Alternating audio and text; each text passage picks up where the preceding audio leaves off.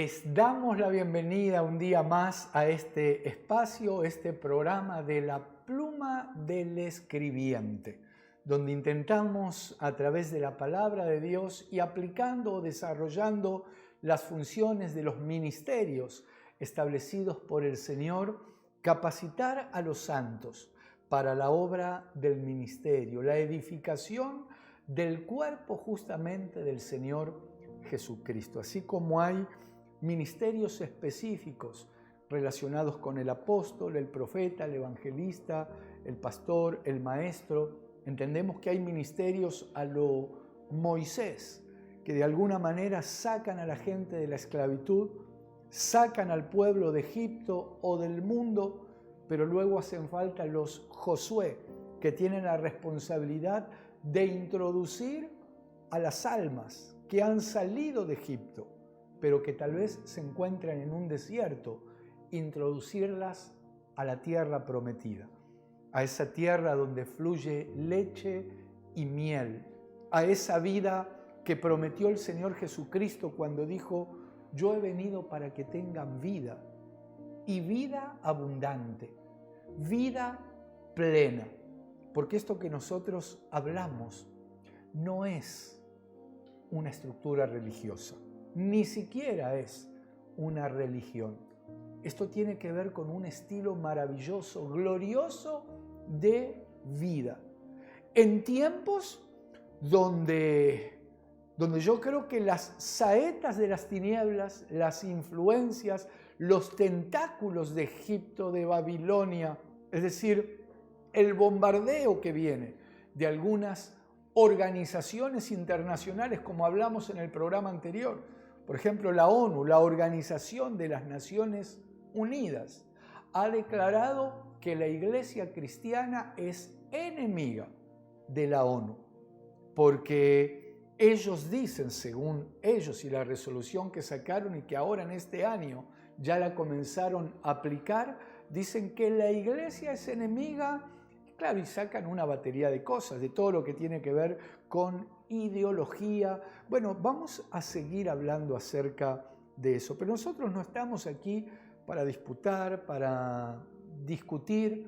El Señor nos ha hecho un llamado a exponer su palabra. Cuando se expone la luz, es como que las tinieblas tienen que desaparecer.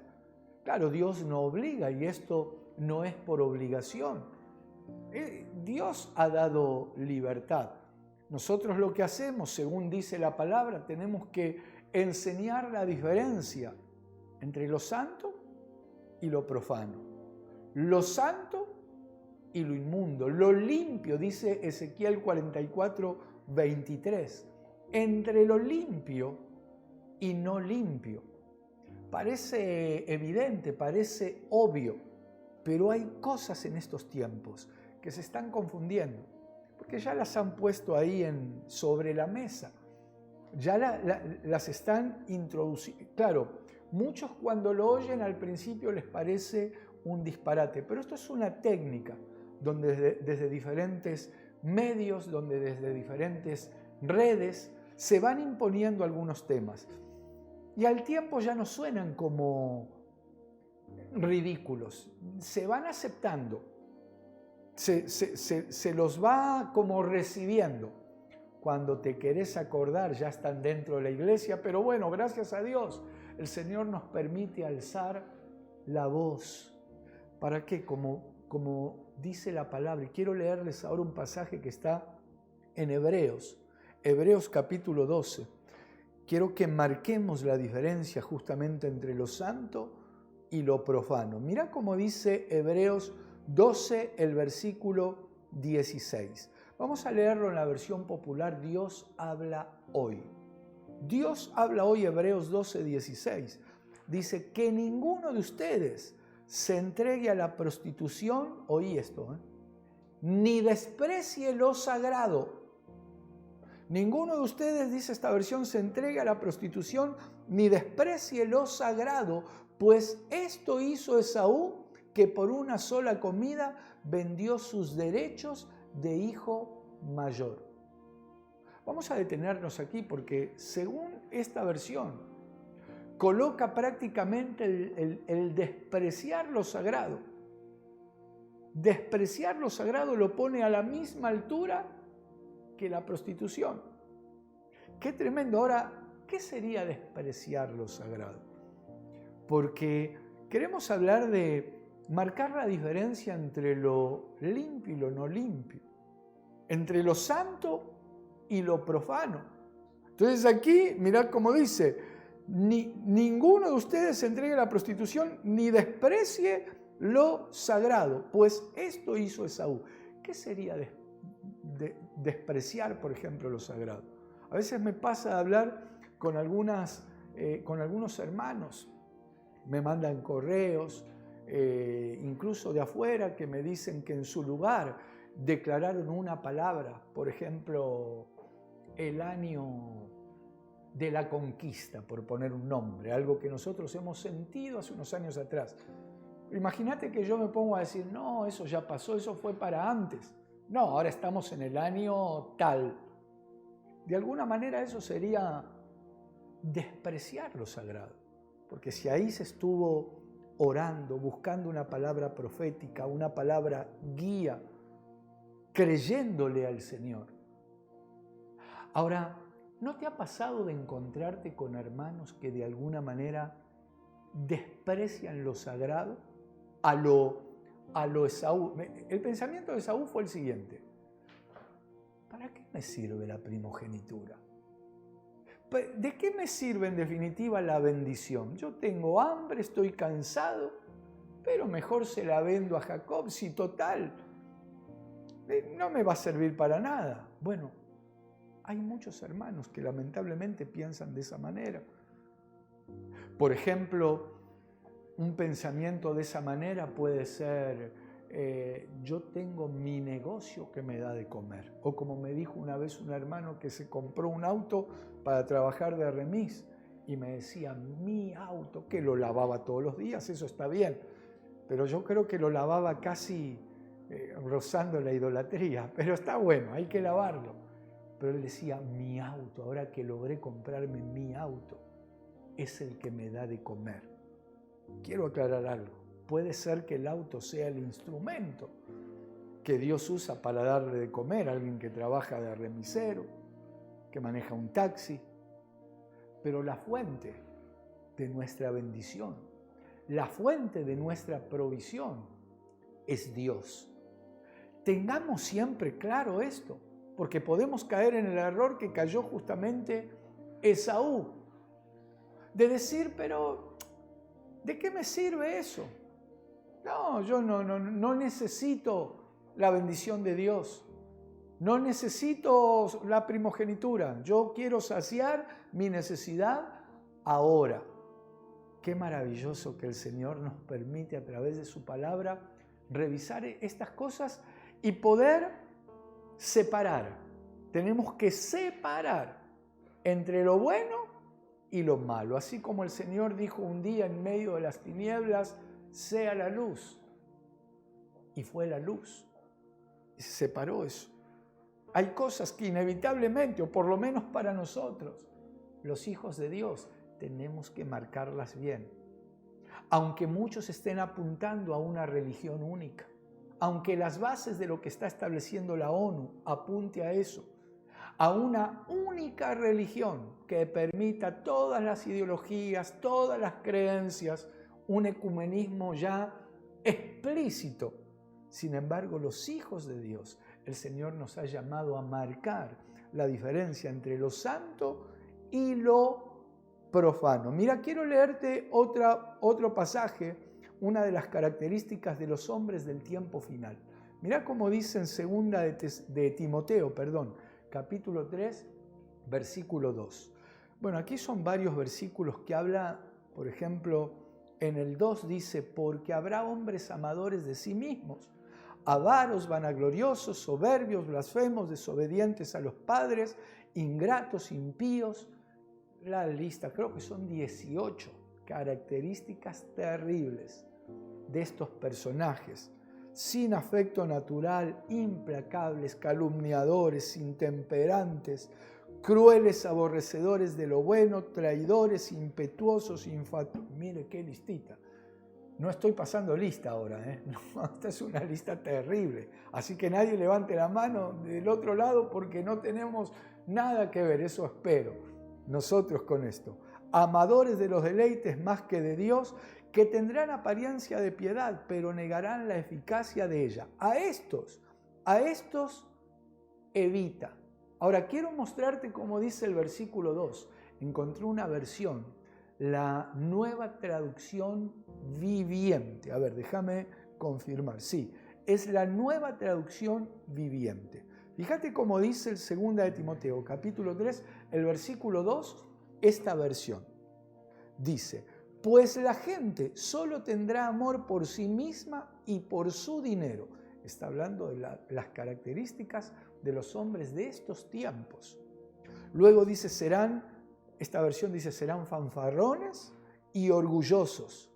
Se burlarán de Dios, serán desobedientes a sus padres y mal agradecidos, no considerarán nada sagrado. Recordemos que una de las funciones que tenemos nosotros es marcar la diferencia entre lo sagrado y lo profano. Hay cosas que son sagradas y van a seguir siendo sagradas, por más que griten los que griten y chillen los que chillen, pero porque está establecido en la palabra. Y a veces nos encontramos con moveres, nos encontramos con influencias, nos encontramos con banderas, con ideologías, que lo que buscan es socavar las bases del pueblo de Dios. Como hablábamos tiempo atrás, yo no pretendo que nos establezcamos como un pueblo legalista, renunciamos a eso. No tenemos nada que ver con el legalismo, solo que sí debemos reconocer que hay cosas que son sagradas. Y a veces, lamentablemente, dentro del pueblo del Señor, dentro del cuerpo de Cristo, en la iglesia, parece que miramos para otro lado. Parece que no nos damos cuenta lo que el Señor nos está diciendo y nos está recordando, que hay cosas que son sagradas. Recuerdo hace unos años nos invitaron con mi esposa, fuimos a ministrar en Francia y el pastor que nos había invitado nos llevó a hacer una recorrida por las calles de la ciudad, allí en París. Y pasamos, hacía poco había sucedido algo muy fuerte allí. Él nos llevó a 2 lugares y a las oficinas de un lugar donde funcionaba una revista llamada Charlie Hebdo. Eso lo pueden buscar aunque fue hace unos 5 años atrás, me parece. Tampoco fue hace tanto. ¿Qué fue lo que había pasado con esa revista? Los que escribían en esa revista pusieron unas caricaturas de Mahoma, se burlaron del Islam, de los musulmanes, se burlaron de Mahoma específicamente en esa caricatura. Claro, los fundamentalistas de esa religión, ahí no andan con vueltas. Esos se armaron, llevaron explosivos, entraron en la revista, hicieron una masacre. No recuerdo ahora la cantidad pero el pastor, cuando hacíamos la recorrida, me mostró el lugar y como estaba muy fresco, las imágenes habían salido prácticamente en todo el mundo, entonces nos impactó eso.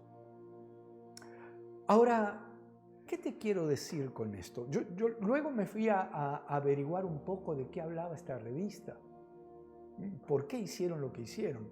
Claro, varios números atrás se burlaban de Dios, se burlaban del Señor Jesús, le hacían caricaturas ridículas, absurdas. Claro, el pueblo de Dios en eso, y gracias a Dios que somos mansos como nos enseñó el Señor, pero hay otros que no son tan mansos. Ahora nosotros, sin tomar las armas que tomaron esos fundamentalistas, tenemos que tener claro que hay cosas que son sagradas. Y si Dios permitió esa violencia que ejercieron esos grupos en un país totalmente liberal, socialista, liberal, para mostrar y recordar que los asuntos de Él son sagrados. Y Dios es un Dios divertido, y Dios es un Dios de amor, es un Dios de oportunidades, es un Dios perdonador. Pero hay cosas que son sagradas. Entonces, mirá, Esaú no distinguió, no se dio cuenta, mezcló lo sagrado, no le importó. Vimos el caso de Esaú. Qué peligro hoy las mezclas, lo que pueden producir cuando se meten como lo están haciendo dentro de la iglesia. Aquí vemos las características de los hombres de este tiempo. Como dice aquí, no considerarán nada sagrado. Cuidado con esto, porque hay cosas que gracias a Dios son sagradas. Quiero avanzar en este tema. Entonces vimos a Esaú, vimos las características de los habitantes o de los personajes de este tiempo. Quiero mostrarte 2 de Tesalonicenses capítulo 2, versículo 4. Necesitamos la función sacerdotal, que el sacerdocio divino nos guíe para separar, para establecer y poner la sobreedificación clara. Porque el fundamento no puede ser quitado, es el Señor Jesucristo. Pero nosotros tenemos que tener cuidado de cómo sobreedificamos. Mira cómo dice 2 de Tesalonicenses capítulo 2, versículo 4. Vamos a leerlo en la Biblia latinoamericana. Dice, el rebelde que se pone por encima de todo lo que es considerado divino y sagrado, dice esta versión. Se pone por encima de todo lo que es considerado divino y sagrado, que incluso pondrá su trono en el templo de Dios para mostrar que Él es Dios. Aquí está hablando del anticristo. Pero el anticristo abiertamente se va a oponer, diferente, por ejemplo, al falso profeta. Diferente a los falsos ungidos, o a los falsos mesías, a los falsos cristos, que cuesta darse cuenta porque justamente imitan. Sin embargo, este se opone abiertamente. ¿A qué? A todo lo sagrado. Entonces vimos hasta aquí a Esaú, vimos a los hombres de los últimos tiempos, de estos tiempos que nos toca vivir, vemos la característica del anticristo, es decir, son características de todo aquello que se infiltra para mezclar. Y así como hay esto, hay pan sagrado, tenemos la Santa Cena, por ejemplo, el pan sagrado. Tenemos la ofrenda sagrada, la Biblia habla de la ofrenda sagrada. Hay cosas. Miren, nosotros a veces en este tiempo no nos podemos reunir por lo que está sucediendo a nivel mundial, por esta pandemia, pero cuando nosotros tenemos las reuniones tomamos un tiempo para enseñar acerca de la ofrenda. ¿Y por qué queremos enseñar? Para que uno entienda lo que está haciendo. Hay principios. El Señor, por ejemplo, un día dijo, cuando vas a ofrendar, si te acordás que algún hermano tiene algo contra ti, no que vos tenés algo contra el hermano, que alguno tiene algo contra ti, deja tu ofrenda en el altar, andá, arreglate con el hermano y luego presentá la ofrenda. ¿Por qué? Porque el carácter de la ofrenda es sagrada. No olvidemos que por una ofrenda nosotros podemos alcanzar la redención de nuestros pecados. No olvidemos que por una ofrenda nosotros podemos reconciliarnos con el Padre, porque de tal manera el Padre nos ha amado que envió a su Hijo unigénito, lo dio como ofrenda de amor, para que todo aquel que en Él crea no se pierda, sino que tenga vida eterna. Hay un carácter sagrado de la ofrenda. ¿Cómo podemos aterrizar esta idea?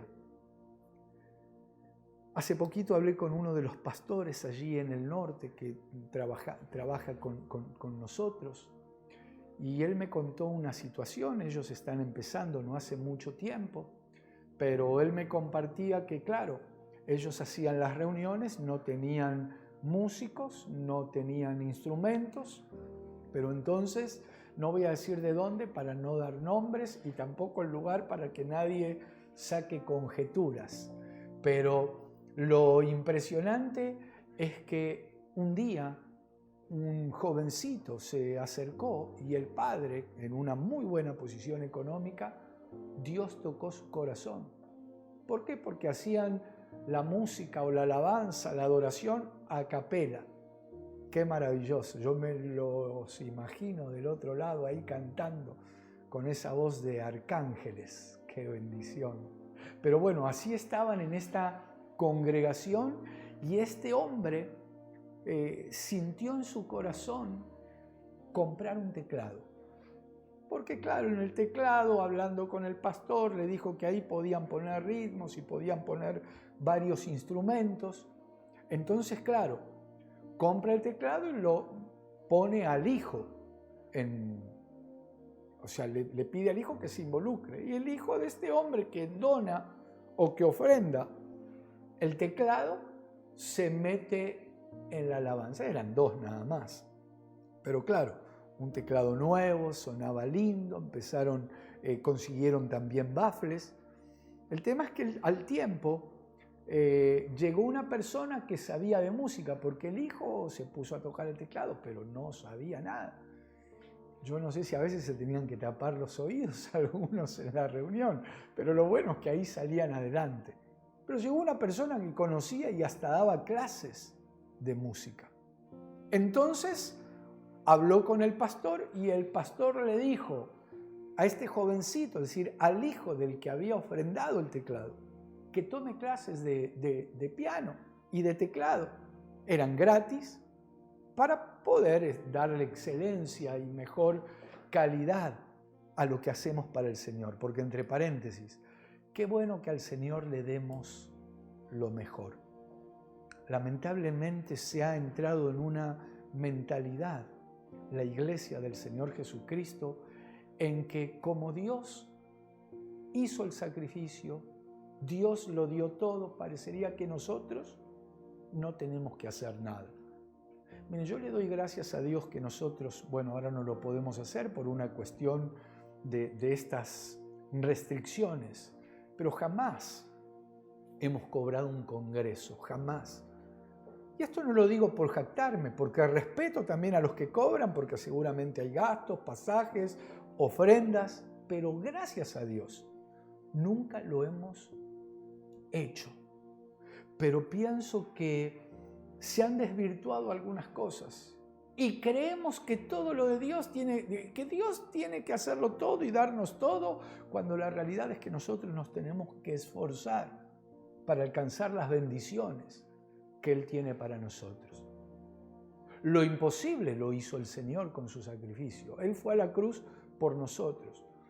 Pero así como esa mujer que 12 años tuvo una enfermedad terrible, dijo, si tan solo tocar el borde del manto del Señor, yo sé que voy a desprender virtud, voy a ser sana. Se esforzó, se arrastró, se humilló, o como la mujer sirofenicia. Pero quiero volver al tema, porque cuando el pastor le pidió al joven que tome clases de música, como que se ofendió, dijo, no, yo quiero tocar así como estoy.